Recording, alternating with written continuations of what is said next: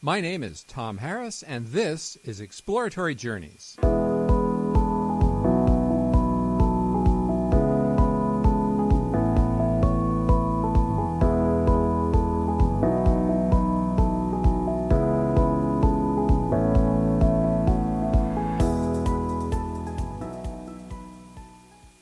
My guest this week is environmental consultant Dr. Madhav Kandekar, who worked for 25 years as a research scientist with Environment Canada. Dr. Kandekar specializes in understanding extreme weather events. He was an expert reviewer for the UN's IPCC 2007 climate change documents and has contributed to the report Climate Change Reconsidered that you can see on the web at climatechangereconsidered.org. Madhav has been on the editorial board of the journal Natural Hazards out of the Netherlands since 2000. He has a BSc in mathematics and physics, an MSc in statistics, as well as both MSc and PhD degrees in meteorology from Florida State University. He's worked in the field of weather, climate, and oceanography for over 60 years. He's published over 150 papers, reports, and book reviews, and has written 2 books. Welcome to the show, Dr. Kandekar. Very nice talking to you. Nick is my co-host today, Nick Vandergraff, and he's going to be chiming in now and then, I'm sure. Right, Nick? Well, if they give me a bell, I will. So, Madhav, can you tell me, how did you become interested in meteorology and climate? I was studying in Pune, India, where I did my master's in statistics. After doing my MSc in statistics, I got a entry-level job at the India Met Department right in Pune, in my hometown. It was a job of a statistical analysis of data. So I accepted the job and I started working into monsoon data, and that's how I became interested in weather and science. So I worked there about 5 years, decided that I should study more, so I went to United States at Florida State University, where I received a fellowship, and I came to U.S. on a Fulbright travel program. So I studied there 6 long years, did my doctorate in meteorology. Since I was a exchange student in United States, I couldn't stay there to do my job. So I was looking for a place to work elsewhere. Job possibilities in India were rather limited, so I got an offer of postdoctoral fellowship in Canada, which I took. I came here in 68 December, something like that, worked as a postdoc. After that, I went to University of Alberta for a few years, then 2 UN assignments, one in Barbados, one in Qatar, Middle East, and then back here, continuing to work in this field. Yeah, so it must have been quite a shock for somebody from India who studied in Florida to come to Canada to Alberta in December. Yeah, that's true. In Tallahassee, Florida, the first year I was there, 1962 December, we had a cold snap and the temperature went down to about 10 degrees Fahrenheit one day. That was very cold for Florida. Oh, yeah. And we used to have a kerosene heaters in our apartment. We were literally freezing. My God. I still remember that. Then I came to Canada. I was still not fully prepared to witness cold weather, but really I got used to it. And then, well, we had fair amount of snow and temperatures were still below freezing for several days in winter. And then I got an offer to Edmonton, and then I started to wonder about, Edmonton is one of the coldest places in Canada. How am I going to survive, me and my family? But we managed well. But I still remember Edmonton, I think it was 1972 January. We had 1 week of cold snap when temperatures varied between minus 35 and minus 45, 1 full week. I cannot recall any other time I had witnessed such cold, low temperature for 1 whole week. You must have wondered if you'd But moved to the moon. Those were the days. Those were the days where cold extremes were becoming common. And I think if you recall, that time people were talking about coming ice age. Yeah, The that's right. winters becoming colder, and then we started this ball about the global warming, and now we are saying that we are becoming hot and hot and hotter. I don't quite understand it. Yeah. To be honest, I think these are natural cycles, and we just have to learn to live with this. Right. So even if there was a climate emergency, you'd focus on adaptation? I think so. I think, in fact, you talked about climate emergency, and when it was declared, when was it declared? Around March or in April? June 18th. When we had a yeah.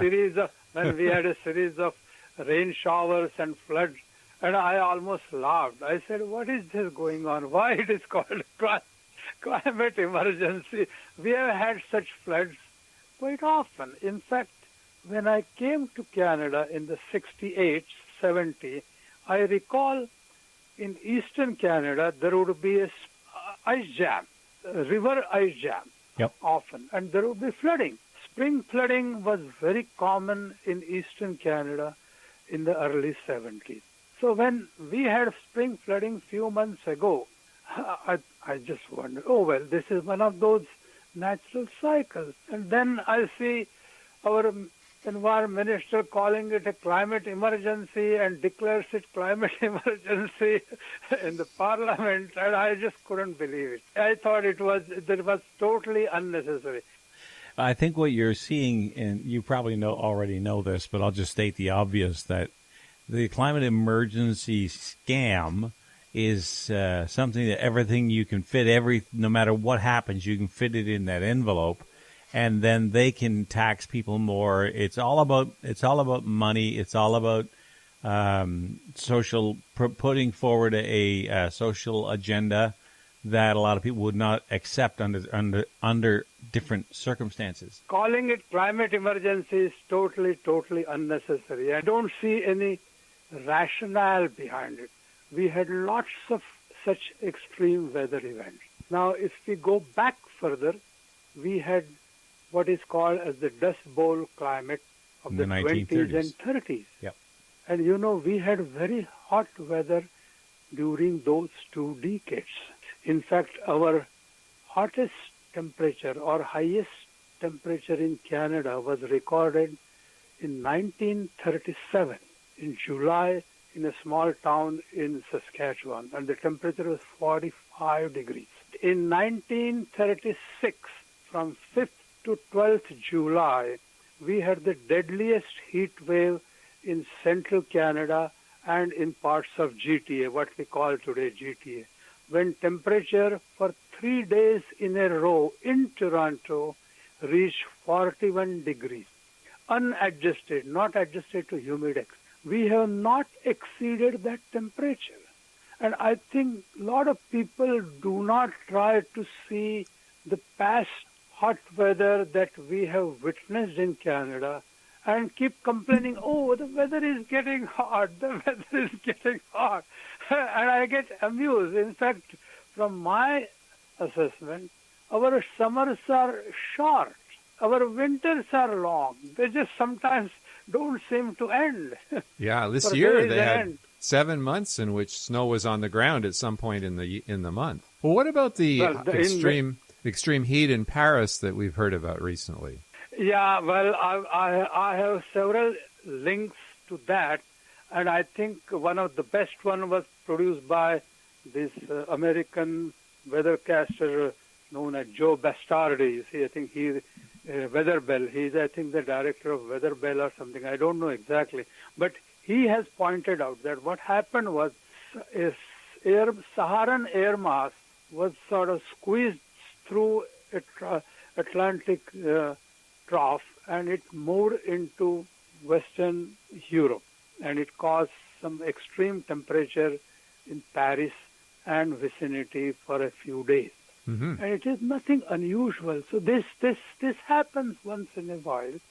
It was not due to human CO2. These are natural variations of large-scale atmospheric flow patterns. Yeah.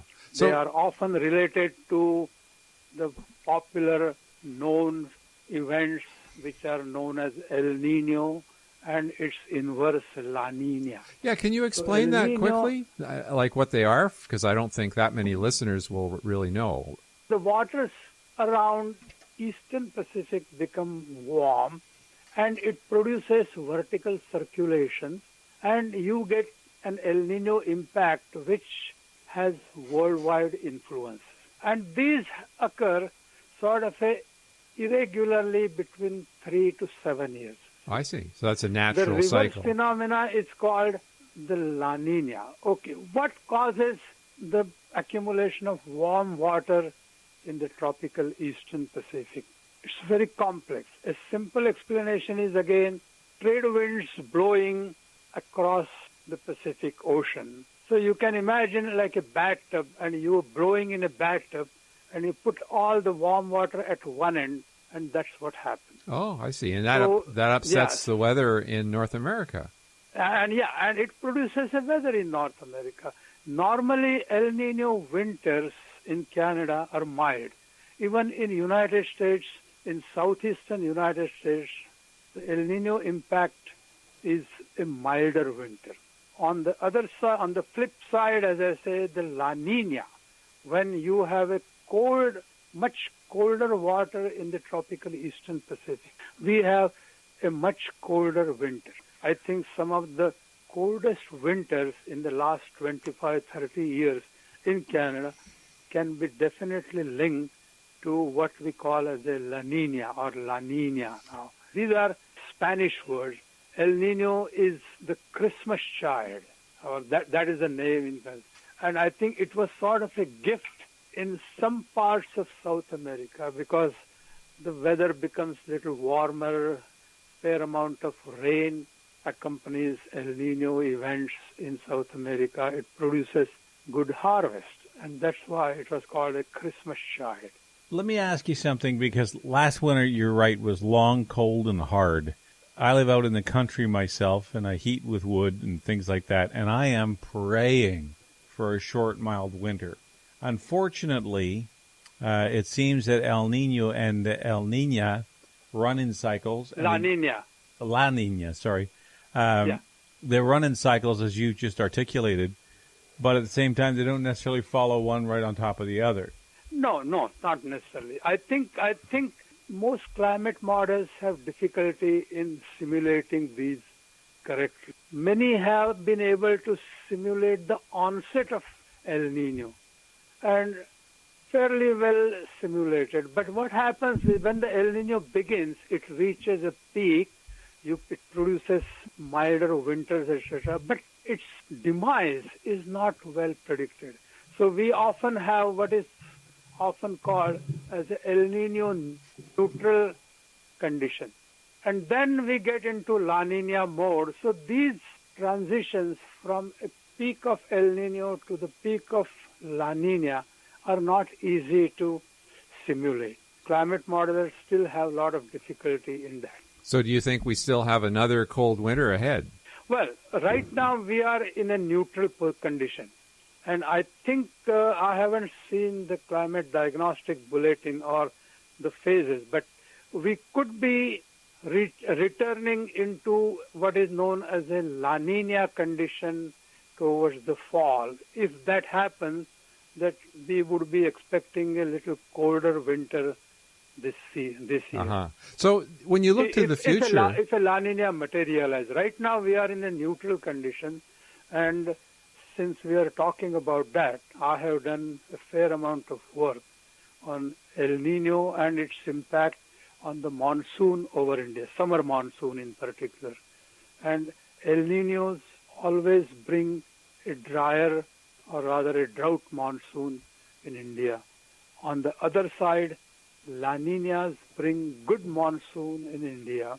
And this year's monsoon was rather low in the month of June. July has picked up, and since last few days, fair amount of rains have started to come back, and hopefully as the season ends by September end, the monsoon would be close to normal.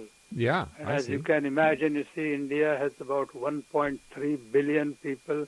A lot of water problems arise when there is not good water distribution. Uh-huh, exactly. But these things happen all the time. Right now, I have been logging on to the India Met Department website. Just few days ago, in the western town of Vadodara, where my older brother lives, 56 centimeters of rain fell in one single day. How much is that And there was a lot of flooding. You see, luckily my brother was saying his house is at an elevator, so he was in the balcony watching the rain just come down like in buckets.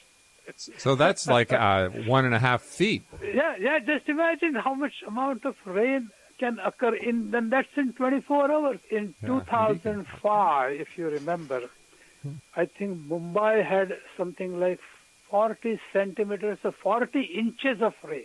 And I remember Al Gore, the champion of global warming, he said, oh, these are the extreme events that we are going to see.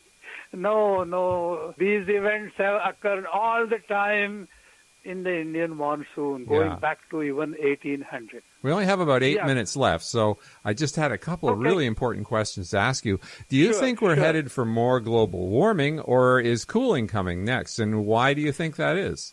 Tom, that's an excellent question on which there is no definitive answer. There are lots of data sets, but among the best data sets that I often refer to is Professor Ole Homlam's Climate for You. I think you can log on to this Climate for You. Yeah, it's very good. And good. that shows a small amount of cooling is already taking place.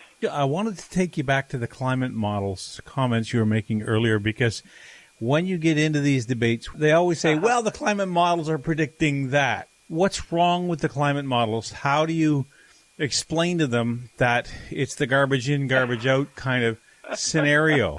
That used to be a terminology when the computers came around. It was a common phrase, garbage in, garbage out.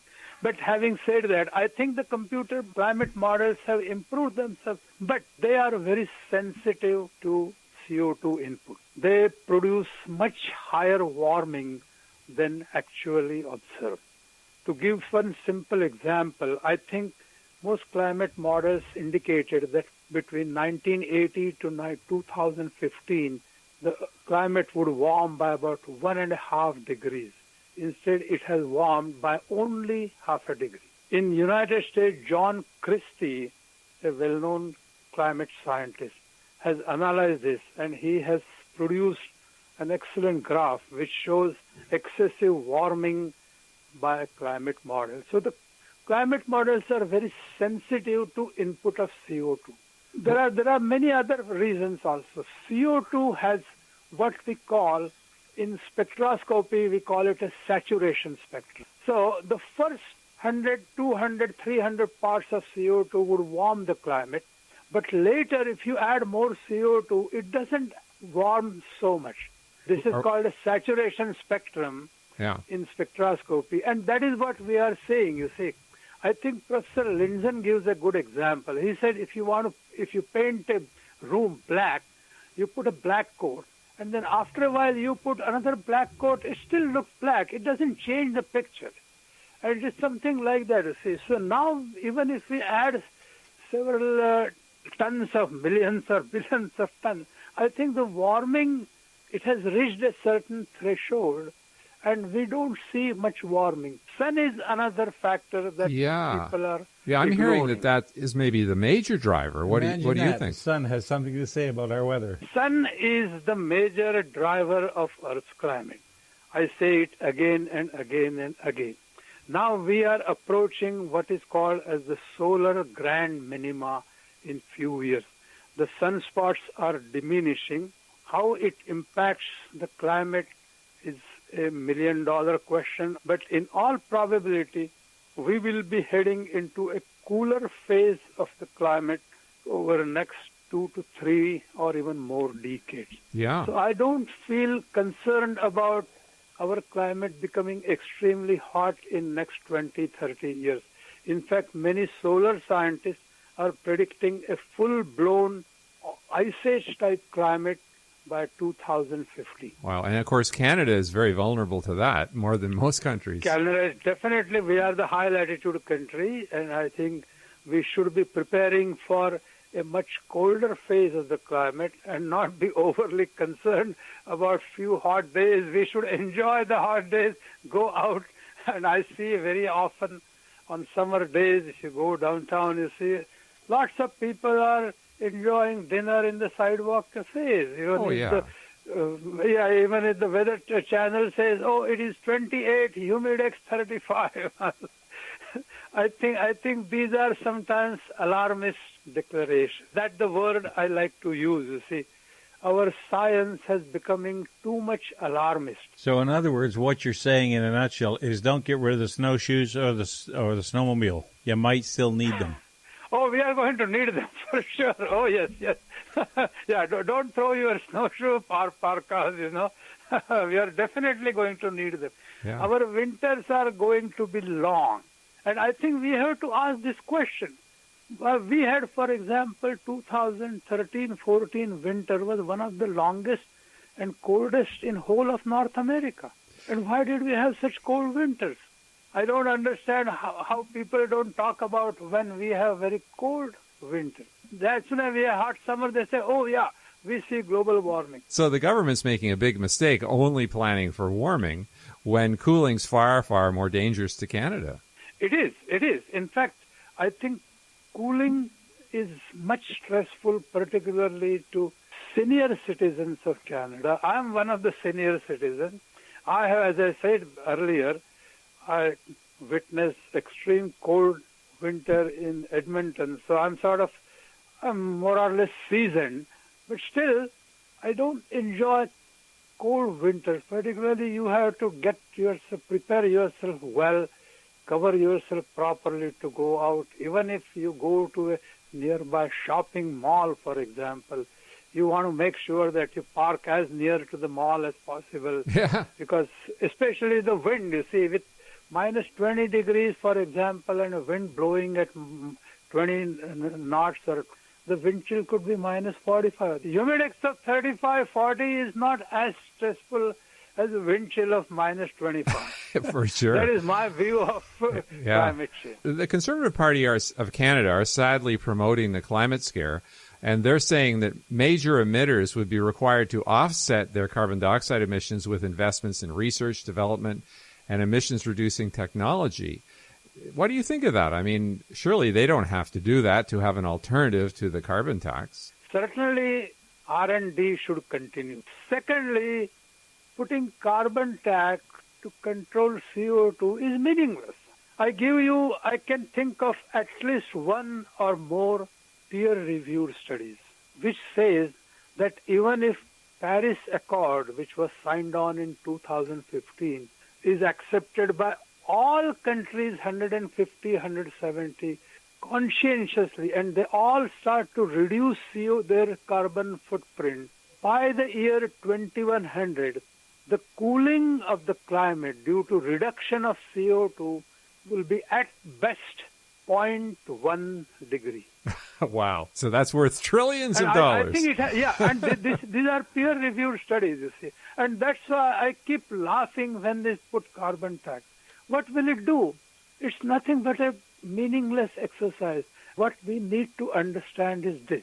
Even if we reduce our carbon footprint, the developing nations which have a huge population, take China, India, Brazil, Mexico, these four countries together put out about 12 to 15 billion tons of CO2 in the atmosphere. Wow, yeah. We put out about 650 million tons. Yeah. So just compare. So what is the purpose of our reducing CO2? It's not that we are not insulated from CO2 from other countries. The CO2 spreads over entire climate within a matter of weeks. So our concentration, even if we may be warming according to recent report, twice the rate at other, but that is we are at the higher we are at the northern latitude, that's why. Well, there's been some sensational headlines in the news in the last 6 months to a year. Now, these come from politicians who have an agenda in many cases. Sometimes it's media who's bought into it, but we've gone from having 12 years left to save the planet down to 18 months, according to Prince Charles. Otherwise we're all going to die. Now, yeah. I think these are. I do not know how they produce such reports. You see, I think we are going to die. It's such a. I mean, such scary projections were made many times. The we're humanity still here. has survived well. I think in India, where I grew up, I recall temperatures as high as in those days we were measuring temperatures in Fahrenheit, 117, 118 degrees Fahrenheit in central India when I was growing up. Today, in fact, I think highest temperatures in India as well as elsewhere have come down.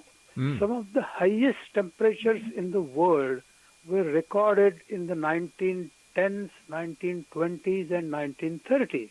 I gave you example of Canada's highest temperature at 45, recorded in 1937. Yeah. So if Toronto had its highest temperature in 1936.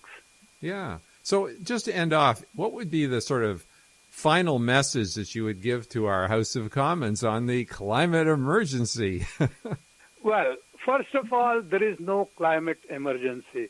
It is manufactured. I don't want to get into politics because I try to keep away from politics. Then people say, oh, this guy is political. He supports this party. That's why he's saying that. My own view, yes, climate is changing. It has always changed. The best way to deal with future climate adaptation strategy. It is the most cost-effective.